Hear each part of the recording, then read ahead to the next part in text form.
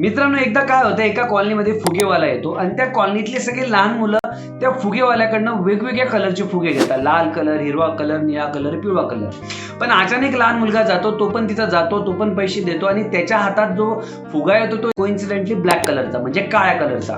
जसा तो काळ्या कलरचा फुगा हातात घेतो, तो थोडा वेळ बघतो आणि लगेच परत तो फुगेवाल्याची पॅन्ट ओढतो आणि विचारतो, काका काका हा फुगा उडणार का?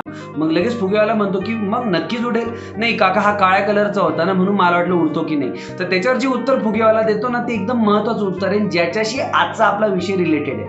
फुगेवाला त्याला म्हणतो की फुग्याचं उडणं हे त्याच्या बाहेरच्या कलरवर डिपेंड करत नाही. परत रिपीट करतो, फुग्याचं उडणं हे त्याच्या बाहेरच्या कलरवर डिपेंड करत नाही, ते डिपेंड करतं त्याच्यामध्ये भरलेल्या हवेवर. ज्याप्रमाणे एखाद्या फुग्याचं उडणं त्याच्यामध्ये भरलेल्या हवेवर डिपेंड करतं, त्याचप्रमाणे एखाद्या पर्सनॅलिटीचं जे सक्सेसफुल होणं, एखाद्या व्यक्तीचं स्वतःच्या पर्सनॅलिटीला डेव्हलप करणं हे सगळ्यात जास्त डिपेंड करतं ते त्याच्यामध्ये भरलेली हवा, म्हणजेच काय, त्याच्या कॉन्फिडन्सवर.